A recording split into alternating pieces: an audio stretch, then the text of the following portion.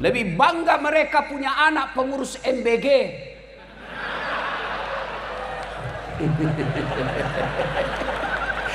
Karena ada yang bilang 19.000 ekor sapi tiap hari. Assalamualaikum warahmatullahi wabarakatuh. Alhamdulillahirabbil alamin. Bersyukur kepada Allah Subhanahu wa taala yang telah memberikan kita izin sampai detik ini untuk hidup serta dipertemukan di video kajian yang akan disampaikan oleh guru kita. Tentu pelajaran dan hikmah serta ilmu yang akan ada dalam kajian ini, kita berharap kita bisa memanfaatkannya dalam kehidupan kita sehari-hari. Seperti apa video kajian kali ini? Mari kita simak. Ternyata usut punya usut, sapinya ada di Royco.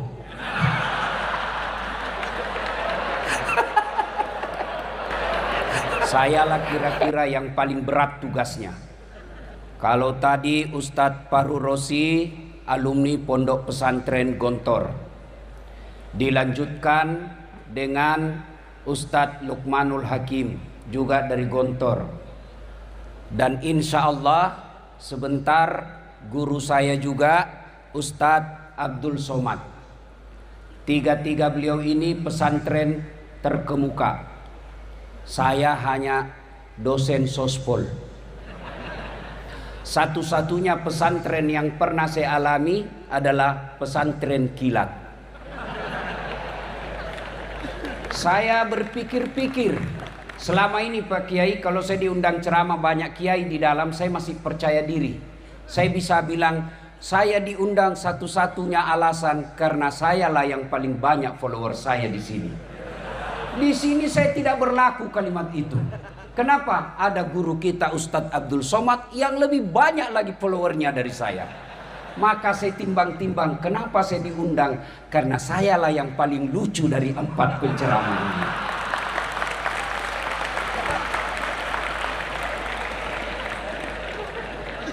Saya pikir apa yang saya mau sampaikan ini?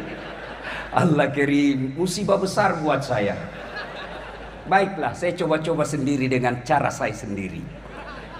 Ibu-ibu, adik-adik sekalian, kalau saya ikut pilkada, kalah, masih ada pilihan. Ikut lagi 5 tahun yang akan datang. Bapak Prabowo 4 kali ikut pilpres baru menang. Saya tidak disenang sama gubernur kalau saya pegawai, saya masih ada pilihan. Apa? Pensiun dini. Selesai masalah. Saya merantau ke Jawa. Di Jawa tidak enak. Mulerek, mangan ora mangan, yang penting ngumpul. Pulang lagi saya ke Sulawesi. Saya merantau ke Malaysia. Malaysia tidak nyaman, masih ada pilihan. Saya balik ke Indonesia. Ibu-ibu, suami cerewet, malas cari nafkah, ada pilihan? Ada. Pulangkan saja aku pada ibuku, atau ayo lanjut. Lihatlah tanda bekas tampar. Oh, berarti generasi tua. Karena ini lagu-lagu zaman dulu. Tapi masih lebih baik lagu zaman dulu daripada lagu sekarang. Tak bolak-balik, tak bolak-balik. Apa yang kita dapat itu? Iya. Suami cerewet, masih ada pilihan. Balik ke orang tua. Bapak-bapak, istri cerewet, malas masak, tukang gosip, tidak mau sholat. Ada pilihan? Ada. Malah 2 pilihannya, tambah atau ganti. Iya. Tapi tolong dijawab. Artinya, kalau menderita di dunia masih ada pilihan. Menderita di dunia masih ada senang-senangnya. Tidak ada orang dari pagi sampai pagi lagi sengsara terus hidupnya. Minimal dia gembira ketika dia nonton ceramahnya dah saat latih. Iya. Iya, Bu. Ya Bu. Tapi tolong dijawab. Kalau masih masuk kubur, sedulur-sedulur masuk kubur, ada pilihan tidak? Senang tidak senang, tinggal kau di situ, tidak boleh kau keluar. Begitu kau keluar, viral satu dunia.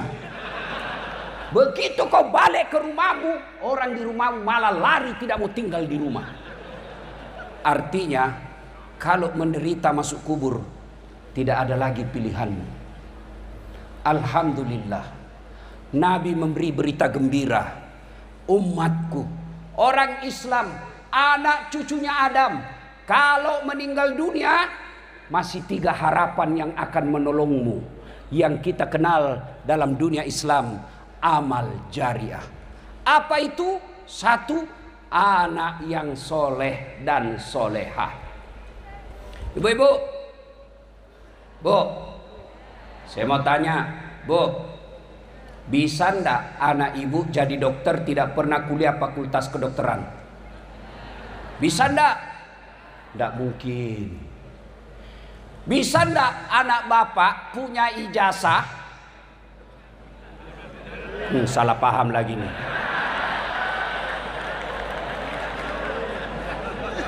Sudah ndak usah itu kalau gitu.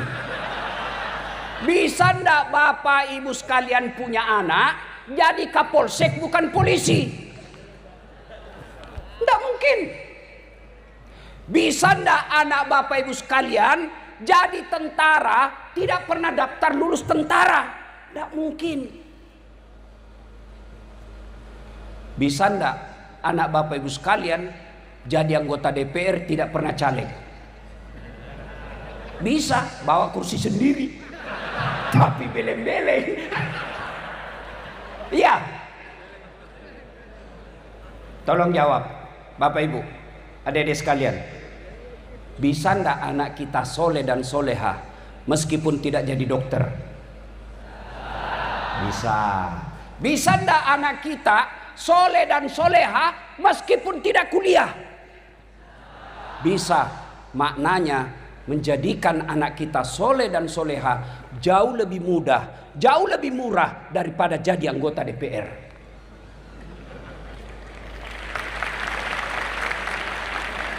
Tapi sayangnya anak-anak kita, ibu-ibu kita lebih bangga kalau anaknya jadi kontraktor daripada jadi ulama.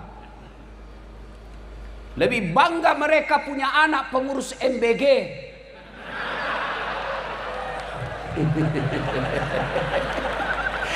Karena ada yang bilang 19.000 ekor sapi tiap hari. Ternyata usut punya usut, sapinya ada di Royco.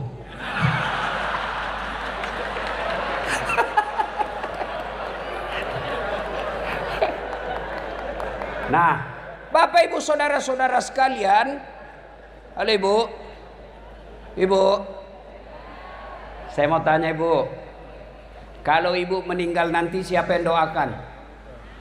Suami. Jangan harap Ibu kawin lagi. Oh, istri saya komplain. Jadi Ustadz, nanti kalau saya duluan meninggal, Ustadz mau kawin lagi. Saya peluk baik-baik dia Bu. Saya bilang, dengar kau sayang, jangankan kau meninggal, masih hidup saja saya selalu berpikir kawin lagi. Apalagi kalau kau sudah mati. Siapa yang doakan Bapak Ibu sekalian? Ibu-ibu kalau meninggal, siapa yang doakan? Anak. Sedulur-sedulur, kalau bapak-bapak meninggal, siapa yang doakan? Temanmu. Jangan harap. Ini ada polisi di sini. Pak Kapolres. Pak Kapolres doakan bapak? Enggak. Paling didoakan mudah-mudahan cepat pindah saya yang ganti. Ya. Coba lihat, bapak semua punya grup WhatsApp. Ketika ada orang meninggal, jangankan baca doa, ketik doa saja dia malas. Apa dia kirim? Stiker.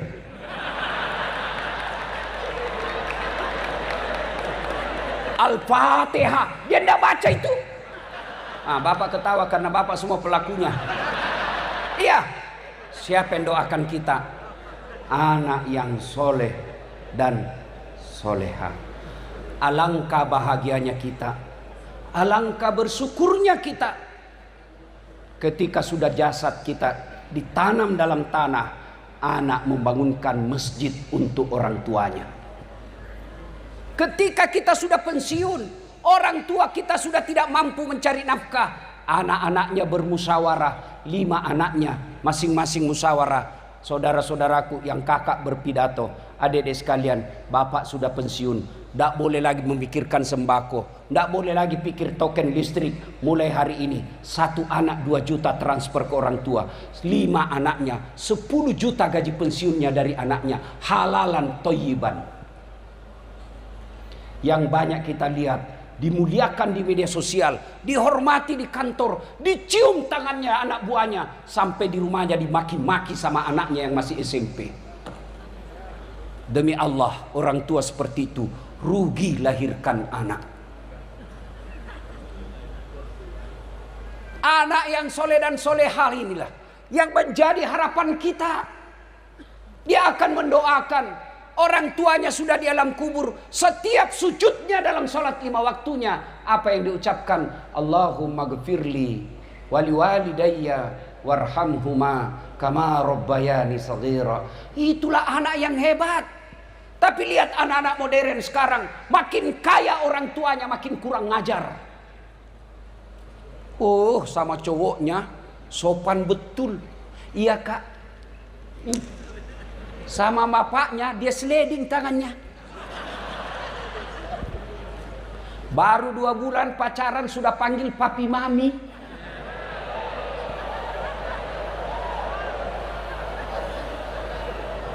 Pret. Orang tuanya tidak dihormati, dinasehati sama orang tuanya, apa katanya? Itu kan dulu. Celaka orang tua seperti ini. Punya anak justru yang dilahirkan adalah raja. Yang kita harapkan punya anak, anak kita lah yang merajakan kita dan meratukan kita. Anak yang soleh dan soleha. Maka ibu-ibu, contohlah anaknya Ibrahim alaihissalam. Ibu-ibu masih ingat Ibrahim alaihissalam? Ketika diajak ngomong anaknya, nak, saya diperintah Allah untuk menyembelih kamu. Menurutmu bagaimana? Kisah ini pelajaran buat kita. Orang tua tidak boleh otoriter dalam mendidik anak. Sudah nyata-nyata wahyu, masih diajak ngomong anaknya. Mail, Ismail. Jangan juga kau cari di kitab Mail, tidak ketemu kau sampai kiamat. Menurutmu saya diperintah Allah menyembelih kamu. Menurutmu bagaimana? Coba, sudah perintah Allah masih diajak ngomong. Banyak orang tua otoriter. Mentang-mentang dia gagal tentara, anaknya dipaksa jadi tentara. Mentang-mentang anaknya dia gagal jadi polisi, anaknya dia paksa jadi polisi. Mestinya lihat bakatnya anak kita. Kalau dari kecil dia senang pegang obeng, teknik. Dari kecil dia senang masak-masak, MBG.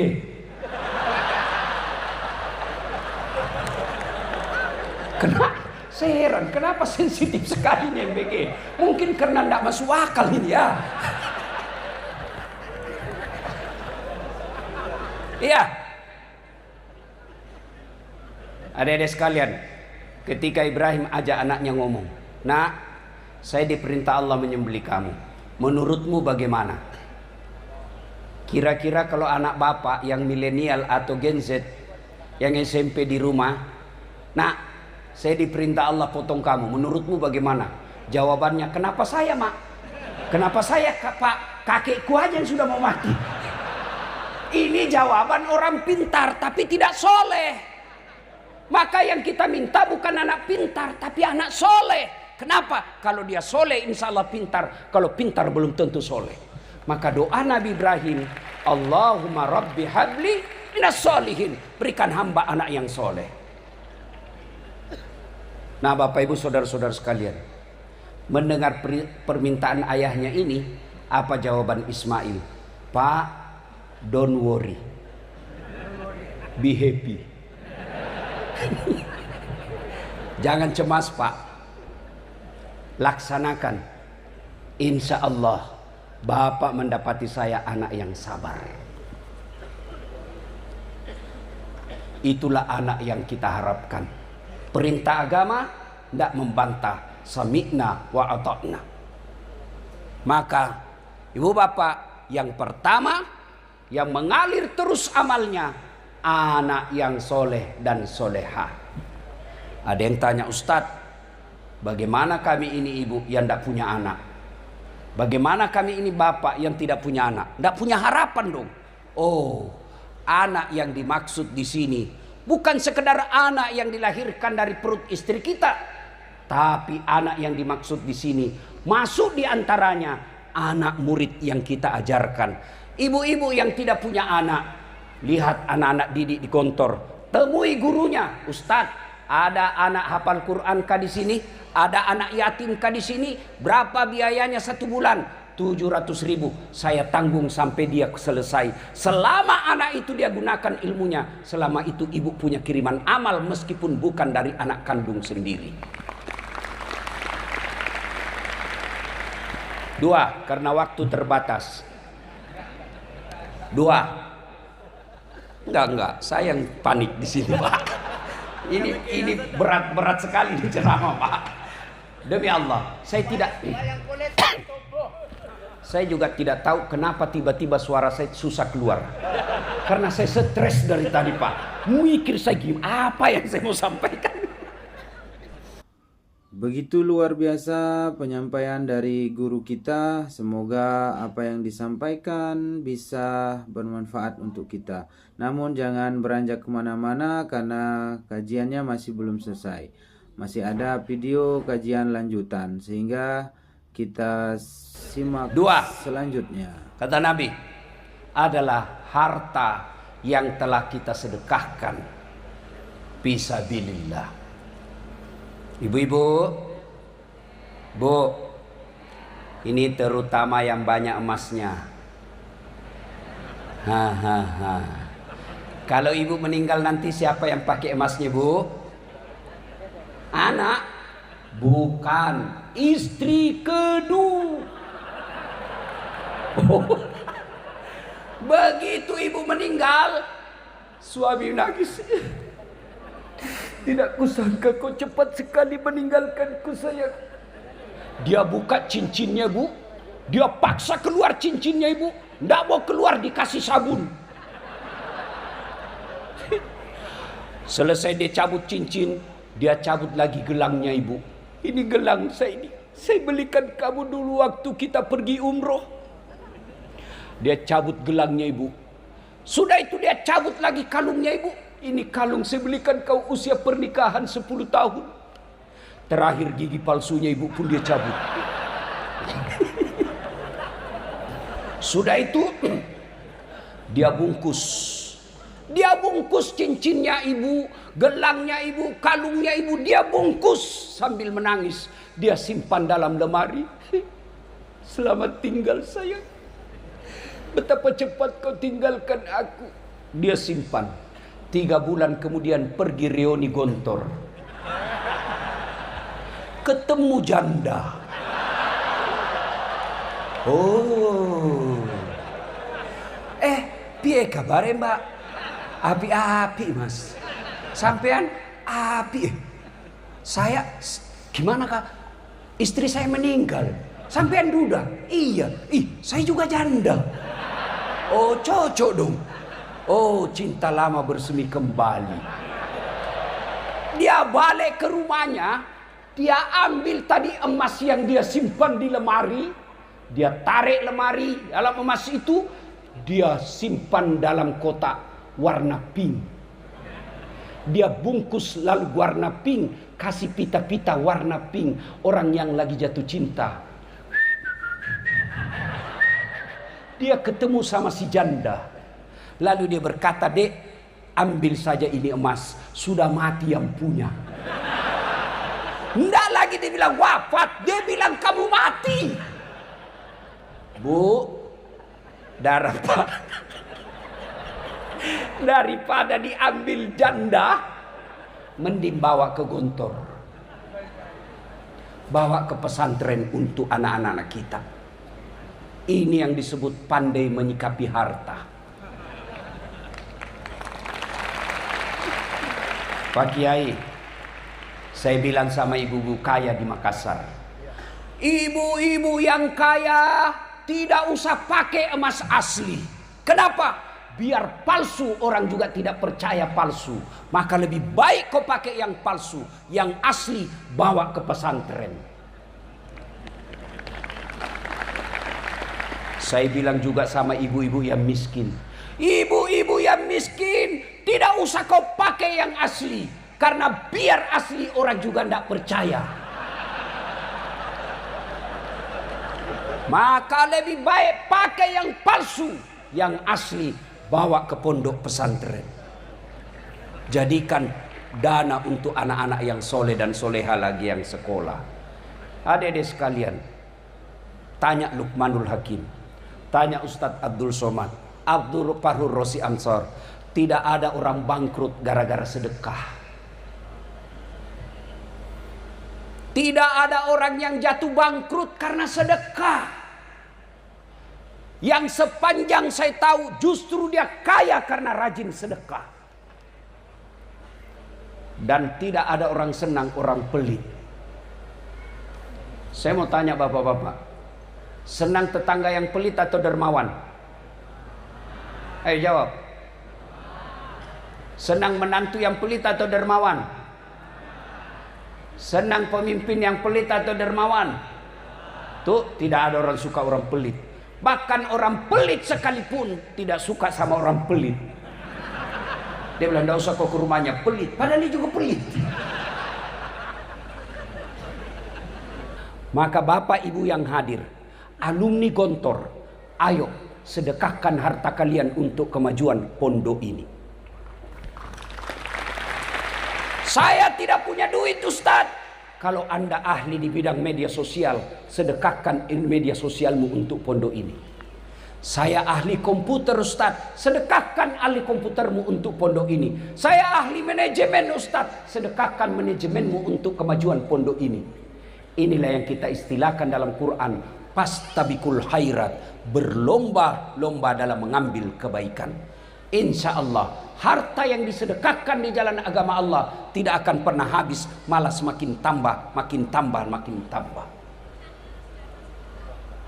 Kalau bapak keluarkan dompet, mau isi celengan, ragu-ragu, benar tidak diganti tidak? Benar tidak diganti? Kata Ustaz Hasan. Oh tidak pak. Kenapa? Ana indosani abdibi. Benar Pak Kiai. Saya tergantung sangka hambaku. Kalau dia sangka diganti, saya ganti. Kalau dia ragu-ragu, tidak. Maka ada orang lewat celengan pak. Anak muda tepuk belakang. Pak, dia sodorkan, ini orang kaya pak, tapi pelit. Dia tarik dompetnya. Dia cari. 2.000 dia keluarin. Masuk celengan. Lewat depan anak muda ini, ditepuk belakang, dari ada belakang. Haji. Ya, dia sodorkan uang 100.000. Wih, dalam hatinya Pak Haji, hebat betul ini anak muda. Masih muda 100.000. Akhirnya dimasukkan celengan. Begitu masuk celengan, dia bilang ini anak muda, Pak Haji, itu uangnya bapak yang jatuh tadi.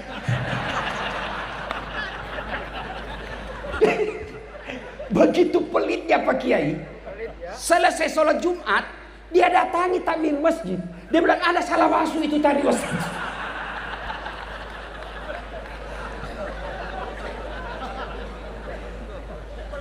Pelit betul. Maka dedek sekalian, bagi manajemen modern Eropa, Amerika, Australia, cendekiawan mereka berkata kalau mau maju ekonomi, kalau mau banyak duitmu, dia pakai manajemen ekonomi modern. Bagi kita pakai manajemen ilahiyah. Apa? Sedekah. Sedekah. Jangan berkata saya masih mondok, tidak mungkin. Sedekahlah. Meskipun sedikit. Apa sedekahnya Ustaz? Dilihat pesantren. Oh, sini tidak ada sendal dari tempat wudhu. Ada uang belanja dari ibu. belikan sendal jepit, niatkan, ya Allah tambahkan rezekiku, saya akan ganti ini. Insya Allah pondok ini bisa maju kalau kita semua berlomba-lomba dalam mengambil kebaikan. Salah satu di antaranya sedekah sesuai dengan apa yang kita miliki. Yang ketiga, yang akan mengalir terus-menerus adalah ilmu yang bermanfaat. Saya bukan ustadz, ya teruskan ceramahnya ustadz. Kita punya semua grup WhatsApp, tapi sayangnya grup WhatsApp yang banyak kita teruskan, yang kita share beramai-ramai, kadangkala hanya isu-isu politik. Tapi ceramah-ceramah, konten-konten dakwah, biasanya kita malas untuk teruskan ke grup WhatsApp lainnya. Bapak terima ceramahnya guru kita Ustadz Abdul Somad, terima, sebarkan ke orang lain. Kalau 10 grup, satu grup 100 orang, 500 orang, masa tidak ada yang nyangkut? Ilmu yang bermanfaat. Saya sayang, biasa heran, cuma yang selalu disebarkan ceramah saya meleset-meleset sedikit. Dilihat dosa, tidak dilihat barang bagus. Itu aja yang banyak disebarkan. Bapak ibu saudara-saudara sekalian, anak yang soleh dan soleha, harta yang telah kita sedekahkan, ilmu yang bermanfaat, alhamdulillah berkumpul di tempat ini. Inilah tempatnya ketiga-tiganya. Anak yang soleh dan soleha, anak pondok kita, anak pesantren kita. Bayangkan 100 tahun, bukan jumlah waktu yang ringkas. 100 tahun kita lihat Pak, banyak perusahaan, banyak organisasi bertahan 100 tahun, tapi mungkin karena didukung oleh harta yang banyak. Banyak organisasi perusahaan bertahan 100 tahun, mungkin karena didukung oleh oligarki. Tapi pesantren Gontor bisa bertahan 100 tahun, bukan karena harta, bukan karena kekuasaan, bukan karena oligarki, tapi karena nilai. Mungkin kita melihat ada pesantren dibesarkan oleh keluarga, tapi apa yang ditularkan, dia menjadi warisan keluarga itu. Tapi Darussalam Gontor diwariskan bukan untuk anak cucunya, tapi untuk umat, menjadi badan wakaf. Itu yang menjadi nilai buat kita semua. 100 tahun silih berganti pejabat, silih berganti rezim, tapi alhamdulillah Gontor tetap berdiri sampai sekarang. Kalau Anda mencari Gontor, jangan cari gedung yang tinggi-tinggi. Kalau Anda mencari Gontor, pada awalnya bukanlah tanah yang lapang dan gedung yang mewah, tapi dimulai dengan cita-cita 3 pendiri bersaudara yang kita kenal Trimurti, yang sampai detik ini karena keikhlasannya bisa bertahan sampai 100 tahun. Tapi tidak boleh puas sampai di situ. Pertanyaan makin besar, mampukah kita abad kedua berikutnya? Saya yakin dengan semangat 3 tadi, insya Allah, jangankan 100 tahun yang akan datang, biiznillah, dengan izin Allah, maka Gontor akan bisa lebih tua dari Republik Indonesia, insya Allah. Indonesia baru berapa puluh tahun, Gontor sudah 100 tahun. Mudah-mudahan Allah memberkati tempat ini, guru-gurunya, santri-santrinya, dan insya Allah abadi sepanjang zaman. Ini saja yang ingin saya sampaikan. Kalau Ustadz Luqmanul Hakim pandai berpantun, karena memang orang Melayu. Kalau MC tadi pandai berpantun, karena memang diajarkan pantun. Kami orang Bugis tidak tahu pantun. Tidak ada. Maka dalam budaya bahasa tutur orang Bugis tidak ada pantun. Kalau orang Melayu ingin melamar, dia akan berkata, aku melihat ada bunga di taman. Bunga itu sudah siap untuk dipetik. Kalau orang Bugis tidak. Sudah besar anakmu ya? Kasih nikah anakku sama anakmu. Itu orang Bugis itu. Tidak pandai dia berpantun Pak. Itu orang Bugis begitu. Maka kami tidak tahu pantun. Maka saya mohon maaf tidak bisa berpantun. Ya, Bapak Ibu saudara-saudara sekalian, terutama para kiai, terima kasih atas penghormatan ini. Saya tadi tertolong, sebab saya tadi lihat susunan acara, saya yang terakhir. Bayangkan kalau saya yang terakhir, di depan ada Ustadz Abdul Somad, mati butuh saya. Alhamdulillah, Ustadz Abdul Somad yang terakhir, saya bisa terselamatkan. Bapak Ibu saudara-saudara sekalian, terakhir sekali. Ini semangat buat adik-adik. Saya alhamdulillah orang Tionghoa pengantin di Makassar, non muslim, saya diundang ceramah nasihat perkawinan. Padahal non muslim, Tionghoa diundang nasihat perkawinan. Bahkan Cap Gome kemarin, Cap Gome tahun baru Tionghoa, tablik akbar di Klenteng, saya diminta ceramah. Inilah kira-kira yang disebut pesantren modern Gontor. Bisa diterima semua golongan. Mudah-mudahan adik-adik sekalian, dakwalah yang rahmatan lil alamin. Kalau Anda ahli dakwah, jangan menakut-nakuti. Ada orang ceramah, baru baca satu hadis, kayak dia panitia hari kiamat. Saya pun dibully di medsos, dibilangi kamu ustadz tidak sunnah, cerita-cerita sunnah kamu tidak sunnah. Saya bilang, kenapa kau tuduh saya tidak sunnah? Buktinya kau tidak punya jenggot. Ya mau diapa kalau tidak mau tumbuh?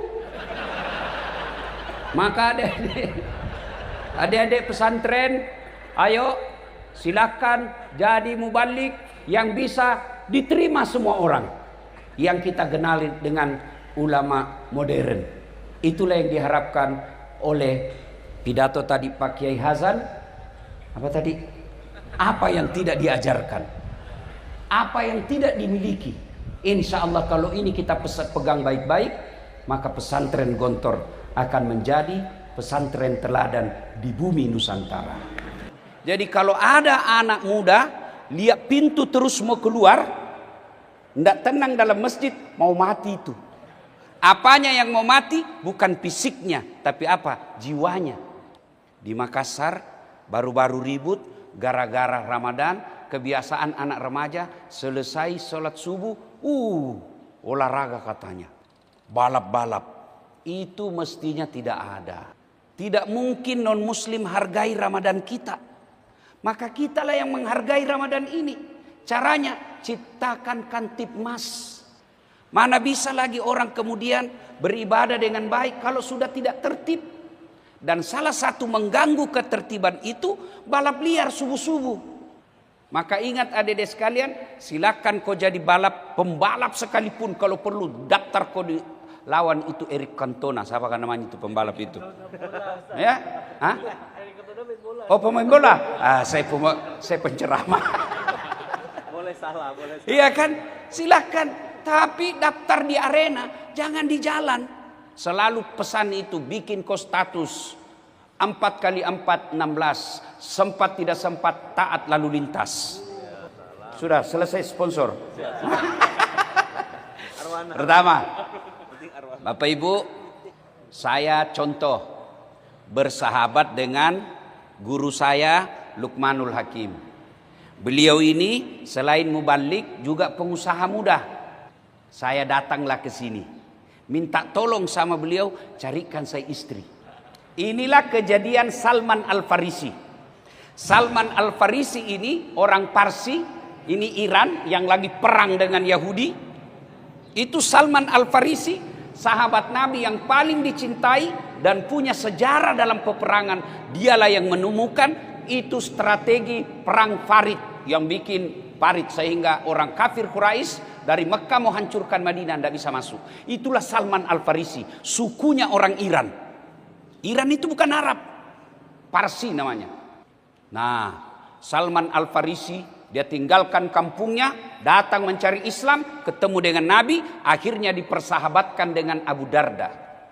Abu Darda itu ibaratnya saya lah Salman dari Makassar, ketemu dengan Utsman Luqim, penduduk lokal. Saya datang kepada Ustadz Luqman, Ustadz carikan saya bini. Ada saya suka orang Ponti, tapi tidak mungkin dia suka saya karena saya pendatang. Tolong temani saya pergi melamar. Pergilah Salman Al-Farisi dengan Abu Darda. Abu Darda sebagai penduduk lokal. Datanglah, Assalamualaikum warahmatullahi wabarakatuh. Keluar bapaknya ini gadis. Waalaikumsalam warahmatullahi wabarakatuh. Ta'al, masuk. Lalu dia perkenalkan, ini saudara saya Salman Al-Farisi. Dia dari Persia, dipersahabatkan oleh Rasul dengan saya. Dan dia datang mau melamar anak gadismu. Bagaimana menurut bapak? Kata orang tuanya ini gadis, tunggulah dulu, saya masuk dulu. Masuklah bapak ini katakan sama istrinya, anaknya. Nak, kau tengok itu di luar, ada Lukman sama Das'ad. Itu si Das'ad, orang Parsi, dia lamar kok. Bagaimana menurutmu? Apa kata anak gadisnya? Pak, kalau Das'ad yang lamar saya tidak mau. Kalau Lukman saya mau, saya tahu. Dia ustadz, kondang di Pontianak, banyak uangnya. Kalau Das'ad saya tidak mau. Kata anaknya ini, kalau Salman Al-Farisi saya tidak mau terima. Tapi kalau Abu Darda saya mau. Kenapa perempuan ini menolaknya? Satu, Salman Al-Farisi bukan Arab. Bib, ini juga ada kebiasaan kita biasanya. Kalau bukan sesamanya tidak mau. Kalau bukan sama orang Bugis tidak mau. Itu sudah ditegur dalam Quran. Dua, kenapa kau tidak mau? Dia mantan budak. Saya kenapa? Mantan preman. Jangan lihat. Umar bin Khattab bahkan pernah mau membunuh Nabi. Bahkan sahabat Nabi. Ada yang pernah membunuh pamannya Nabi sendiri. Tahu siapa namanya? Adik-adik. Sama. Wasi bin Har. Itulah yang membunuh Hamzah. Tapi setelah masuk Islam. Dia juga lah yang menombak Nabi palsu. Musailamah Al-Kazzab. Anaknya Abu Lahab itu juga pernah memerangi Nabi, tapi kemudian masuk Islam, mati syahid. Khalid bin Walid pernah berperang dengan Nabi di perang Uhud, tapi masuk Islam. Dialah yang menaklukkan Roma dan Persia. Dia mantan preman, penjual narkoba, masuk Islam, kemudian tobat. Kalau dia baik, Allah melihat tobatnya. Dua, kenapa dia tolak? Gugur ini dua. Satu, karena dia bukan orang Arab. Dua, karena mantan budak. Yang ketiga, tidak ada uangnya. Maka dia tolak. Keluarlah bapak ini. Dia bilang, kalau Salman yang lamar, anakku tidak mau. Tapi kalau kau Abu Darda, anakku dengan senang hati menerimamu. Bagaimana kira-kira sikap saya seandainya datang sama-sama Pak Lukman? Ustadz Lukman, pasti saya injak kakinya. Seandainya saya tahu kau begini, saya tidak kasih ikut kau.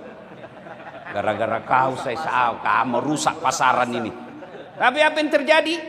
Salman Al-Farisi berkata, ini semua persiapan lamaranku, bawaanku, semua persiapan saya untuk nikahi dia, ambil, kau nikahi. Kau yang lamar. Tapi apa kata Abu Darda? Tidak, saya tidak mau melukai perasaan saudaraku. Pulang. Setelah dia tahu bahwa Salman Al-Farisi adalah sahabat Nabi yang paling dicintai Rasul. Akhirnya diterima. Kenapa? Karena gugur semua. Karena ini menerimanya. Inna akramakum indallahi atqakum. Yang paling mulia di antara kalian bukan Kapolres. Yang paling mulia di antara kalian bukan Sultan. Yang paling mulia di antara kalian bukan orang kaya. Yang paling mulia di antara kalian bukan wali kota. Tapi siapa? Orang yang bertakwa. Apa itu orang bertakwa? Orang yang bertakwa, satu definisi kalimatnya, takwa itu takut. Takut artinya apa? Beda takutnya kepada Allah, beda takutnya kepada Kapolres. Kalau saya takut sama Kapolres, saya semakin jauh. Wih, ditangkap saya nanti, lariku. Takut sama manusia. Tapi kalau takut kepada Allah, saya harus semakin dekat. Itu bedanya. Jadi takwa itu takut. Takut artinya mendekatkan diri kepada Allah. Nah, sekarang takwa tujuan akhir dari puasa. La'allakum tattaqun. Agar kamu bertakwa. Apa itu takwa? Nah, kita lihat lagi. Definisi takwa yang dikemukakan oleh Ubay bin Ka'ab. Ubay bin Ka'ab ini imam tarawehnya Abu Umar bin Khattab. Ubay bin Ka'ab ini guru mengajinya umumnya para sahabat pada Nabi, sahabat-sahabat Nabi. Ubay bin Ka'ab ini bahkan pernah Nabi katakan, Ubay, saya diperintah oleh Allah untuk membacakan ayat Quran di hadapanmu. Ubay bin Ka'ab adalah sekretaris penulis ayatnya Rasulullah. Dan ditanyalah oleh Umar bin Khattab. Umar lebih senior daripada Ubay bin Ka'ab. Apa kata Umar? Ubay, apa itu takwa? Apakah itu takwa Ubay? Lalu Ubay bin Ka'ab tidak menjelaskan. Dia hanya memberikan contoh ilustrasi. Kata Ubay bin Ka'ab, Umar, pernahkah kau berjalan bersama Rasulullah di batu-batu cadas? Apa Bapak ngerti kalau saya bilang batu-batu cadas? Batu kerikil yang tajam. Ya kan? Batu zaman dulu saya sekolah, Pak Sultan. Dulu waktu sekolah kita kan sepatu disayang Pak. Daripada sepatu robek, kita buka sepatu, kita jalan kaki. Sepatu disimpan di leher, diikat. Nah, kalau dapat jalan cadas, apakah Nabi mundur dari perjalanannya? Kata Ubay bin Ka'ab, tidak. Nabi tetap melanjutkan, coba berubah sikap. Bagaimana caranya? Nabi, dia angkat gamisnya sedikit, lalu dia berjalan dengan sangat hati-hati, menghindari batu yang merusak kulit. Lalu Ubay bin Ka'ab, itulah takwa, kehati-hatian. Hati-hati apa? Satu, kamu jomblo-jombloker. Yang lagi galau cari cewek, lagi galau cari istri. Hati-hati milih istri. Biasa orang baik akhlaknya rusak akhlak dan keturunannya gara-gara istrinya yang jelek. Itulah sebabnya memilih istri itu Nabi prioritaskan 4 perkara. Pilih cantik, tapi jangan kau prioritas. Kenapa? Cantik ada batasnya. Apalagi zaman medsos. Instagramnya bening warna kulitnya, aslinya hitam kak ketolongan. Dari mana datangnya cinta? Dari Facebook turun ke WA. Dari mana datangnya kecewa setelah ketemu ternyata berbeda? Pret. Iya kan? Yang kedua kata Nabi, pilihlah keturunannya. Boleh kau cari keturunan sultan, tapi ingat ada orang bapaknya kafir justru anaknya jadi nabi, Ibrahim alaihissalam. Ada orang bapaknya nabi justru anaknya jadi pengkhianat, Nuh alaihissalam. Boleh kau cari keturunan tapi tidak boleh jadi ukuran utama. Kenapa? Bisa kau kecewa. Yang ketiga kata Nabi, pilihlah dia karena kekayaannya. Rasulullah Allah takdirkan menikah dengan Siti Khadijah karena salah satu sebabnya Khadijah kaya, tapi kekayaannya bukan untuk hedon, kekayaannya bukan untuk kesombongan, kekayaannya semua digunakan fisabilillah. Oh, kaya dia Ustaz, alhamdulillah. Insya Allah kalau menikah kita Ustaz 7 turunan tidak miskin. Masalahnya calonmu turunan ke-8. Tidak masuk hitungan. Iya kan? Yang keempat kata Nabi, pilihlah agamanya. Maka adik-adik sekalian, biarlah dia cantik, keturunan baik-baik, kaya, lalu bagus agamanya. Kalau ada begitu kau dapat di konto Pontianak, tunjukkan sama saya juga siap. Tapi yang banyak adalah cantik mukanya, hancur akhlaknya. Bagus akhlaknya, mukanya lagi tak tahu dilihat dari mana dia menarik. Maka kata Nabi, utamakan agamanya. Hati-hati dek memilih pasangan. Hati-hati memilih pasangan. Yang kedua, hati-hati gunakan media sosial. Banyak orang panen dosa, banyak orang panen amal di media sosial, tapi tidak sedikit panen dosa. Panen amal kalau kita sebarkan dakwah-dakwahnya ustadz-ustadz kita. Kita ketemu dakwahnya Dasat Latif kita sebarkan. Ustadz Luqmanul Hakim kita sebarkan. Itu akan menjadi media sosialmu, mengantarmu masuk dalam surga. Tetapi media sosialmu bisa juga mengantar dan memudahkanmu masuk neraka. Ketika media sosialmu kau sebarkan berita bohong hanya karena kau benci kepada seseorang, hanya karena kau benci kepada rezim, hanya kau benci kepada sesuatu, maka kau tidak berlaku adil dalam menyebarkan berita. Hati-hati. Maka ketika mau sebarkan berita, pikir dulu, ini apa faedahnya buat umat, ini apa faedahnya buat saya. Kalau saya sebarkan ini, ribut orang Dayak dengan orang Melayu, lebih baik jangan sebarkan. Hati-hati menggunakan medsos. Yang ketiga, hati-hati mengucapkan lisan. Ahsin kalamaka, haluskan tutur katamu. Jangan kau maki orang dalam berdakwah, jangan kau hina orang dalam mengeriti, jangan kau rendahkan orang dalam menyampaikan aspirasi. Karena tidak ada orang mau dihina, tidak ada orang mau direndahkan, tidak ada orang mau dilecehkan. Bapak senang enggak kalau dimaki-maki? Tidak, begitu juga orang. Bapak senang enggak ketika hina? Tidak, begitu juga orang. Apa yang Bapak rasakan, begitu juga orang rasakan. Mengeriti anggota DPR boleh, tapi jangan merendahkan martabatnya. Kita kritik kebijaksanaannya. Mengeriti pemerintah boleh, tapi jangan pribadinya kau lecehkan, tapi kritik kebijakannya. Boleh kritik MBG, boleh, tapi jangan kritik menghina orang yang mencetuskannya, tapi kritik bagaimana prosesnya, itu yang kita kritik. Dikatakan 19.000 ekor sapi kita potong tiap hari, tapi kita tidak pernah lihat ada MBG, ada sapinya. Kita kritik itu. Bukan karena kita sentimen, yang kita kritik ada dari lapangan tidak sesuai kenyataan. Nah Bapak Ibu Saudara-saudara sekalian, yang keempat, hati-hati milih anggota DPR. Apa boleh buat sudah lewat. Maka jangan heran bulan 8 kemarin ribut Indonesia gara-gara kelakuan anggota DPR yang joget-joget. Kau tahu dia jahat, kau tahu dia pezina, kau tahu pembohong, kau pilih hanya gara-gara 500.000. Ambek. Ambek maka kata orang Makassar, cidak kau. Maka hati-hati. Itulah orang bertakwa. Nah Bapak Ibu Saudara-saudara sekalian, 2 pesan kita pada hari ini. Persaudaraan Salman Al-Farisi. Luar biasa Pak. Bersahabatnya bukan karena jabatan. Saya bersahabat dengan Kapolres karena jabatan, siap-siap kecewa. Kenapa? Kapolres ada mutasinya. Akrab betul Ustadz Lukman dengan Kapolresta. Begitu Kapolresta mutasi, hilang persahabatan. Itulah yang bersahabat karena jabatan. Bersahabat dengan kaya, kaya ada masanya. Begitu dia miskin, hilang.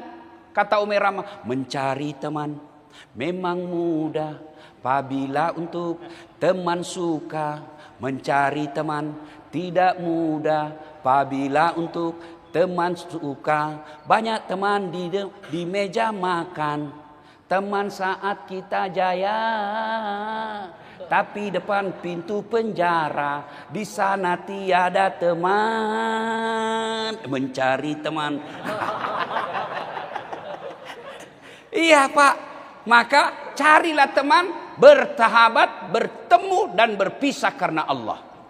Maka orang yang bertemu dan berpisah karena Allah nanti diberikan garansi 7 golongan orang yang dicintai Allah di padang mahsyar dapat perlindungan. 1 di antaranya mereka yang bertemu dan berpisah karena Allah. Termasuk di antaranya pengurus masjid.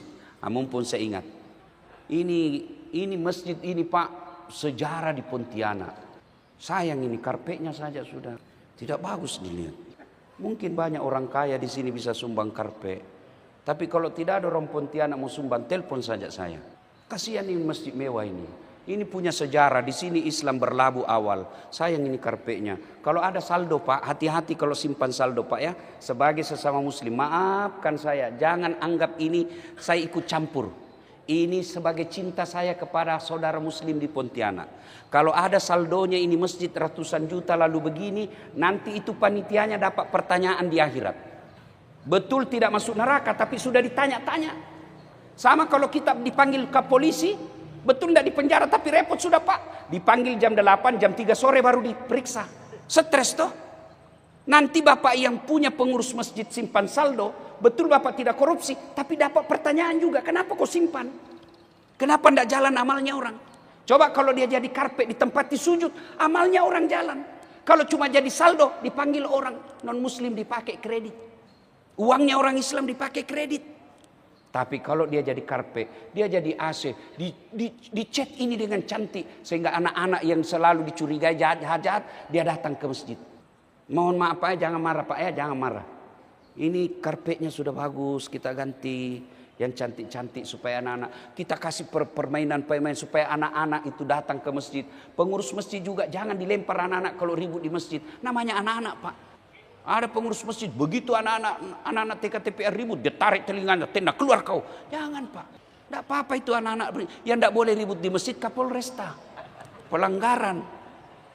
Nah Bapak Ibu Saudara-saudara sekalian, nah itu kalau kita Islam, poin kedua, bersahabat karena Allah. Nah bersahabat itu, ciri-ciri sahabat yang baik, 1, sholatnya bagus. Lihat aja sholatnya. Kalau sholatnya bolong-bolong, jangan kau percaya deh, nanti kau tertular jadi sholatmu juga bolong-bolong. Kamu pergi main futsal, main pedel, apa itu namanya itu? Yang raket setengah. Hah? Padel. Main padel, boleh. Tapi ketika masuk waktu sholat, kau mau sholat, dia bilang temanmu, nanti tunda saja, lebih kau tinggalkan itu temanmu. Kenapa? Dia tidak mengajakmu kepada kebaikan. Kalau dia tidak sholat, jangan kau percaya, Tuhannya aja dia tipu.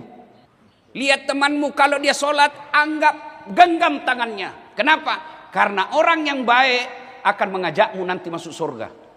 Misal, saya nanti Allah takdirkan masuk surga lebih awal. Bilanglah amin. Tiba-tiba saya gelisah mau masuk surga. Kata malaikat, kenapa kau saat? Mana ini Kapolres? Patri, gara-gara dia itu 4 kali saya ceramah 1 hari di Pontianak. Dan alhamdulillah dengar ceramahku banyak orang tobat. Saya dapat itu gara-gara dia itu. Saya mau ajak dia masuk. Kata malaikat, banyak tanggung jawabnya sebagai Kapolres. Banyak pertanyaannya dia, masih banyak dia seleksinya di situ. Masih babak belur dia. Lalu saya bilang, aduh kasihan betul. Lalu Allah katakan, malaikat, saya mau masukkan surga tanpa ada pikiran. Saya mau masukkan dia surga tadahlul jannati bisalam. Tidak ada lagi beban pikirannya. Dah saat plong dia masuk, ambil sahabatnya, bawa dia masuk surga sama-sama. Maka Kapolres, jangan jauh-jauh dari ulama. Nanti bapak ada yang ringankan. Dia panggil, itu teman saya itu. Tapi kalau bapak berteman saja sama pengusaha, pengusaha biasa yang seret bapak masuk ke dalam neraka. Alhamdulillah kita bersinergi kali ini. Selama saya beberapa saat di sini, tidak sampai 24 jam, saya lihat Polres kita baik, alhamdulillah. Mau datang ke ulama, mau datang ke tokoh masyarakat, mau masuk ke kampus. Jangan lagi kau musuhi polisi. Kita ini polisi kan seperti lagu, benci tapi rindu. Seperti suami istri yang selalu bertengkar tiap hari, tahu-taunya hamil lagi. Nah itulah, kita polisi benci, tapi kalau ada masalah kita datang ke polisi. Nah Bapak Ibu Saudara-saudara sekalian, maka bersahabat karena Allah. Orang yang bersahabat karena Allah, dia sholat. Yang kedua, dia mengajak kepadamu kebaikan. Ayo kita sholat berjamaah. Saya dengar ada Ustadz Lukmanul Hakim bikin kajian. Bagus kajiannya itu, mengajak kita untuk sedekah. Ayo kita ikut. Itu teman baik itu. Sudah masuk waktu sholat. Bagusnya kita jamaah di mana? Genggam tangannya, jangan kau lepas. Itulah orang yang baik. Bertemu dan berpisah karena Allah. Mengajak kepada kebaikan. Nah Bapak Ibu Saudara-saudara sekalian. 2, orang baik itu tadi. Yang ketiga, mengajak kebaikan. Dia kalau dikritik, jangan kau pahami bahwa dia benci. Saya kasih contoh. Bapak Ibu, ada anak 13 tahun. Minta dibelikan motor. Bapak belikan motor enggak? Jawab dulu Pak, kenapa malas sekali nih? Jawab. Kenapa tidak dibelikan? Berarti Bapak enggak cinta dong. Berarti Bapak tidak cinta. Justru cintanya sehingga tidak dibelikan. Jadi kalau ada teman, dia kritik kita, jangan kau pikir dia benci. Justru cintanya dia tunjukkan kau jalan yang lurus. Dah saat tidak cocok kau di situ. Ini yang cocok. Sayangnya tidak semua orang mampu menerima kritik.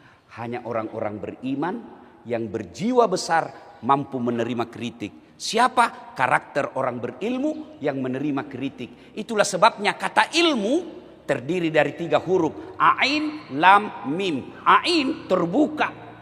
Mulutnya. Artinya terbuka dari kritik. Terbuka dari wawasannya. Orang yang berilmu tidak picik, tidak gampang tersinggung ketika dikritik. Maka Bapak ucapkan alhamdulillah ketika Bapak menerima kritik dan mau memperbaiki diri. Itulah orang-orang yang hebat.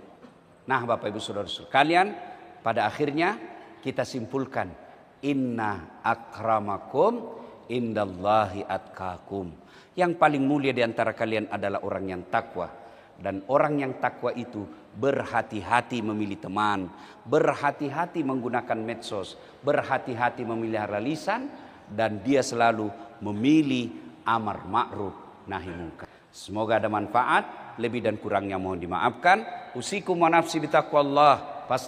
Alhamdulillahirabbil alamin. Berakhirlah kajian dari guru kita. Semoga semua yang disampaikan bisa kita manfaatkan dalam menapaki kehidupan kita dalam kehidupan sehari-hari. Dan semoga guru kita dan kita semua diberikan kesehatan.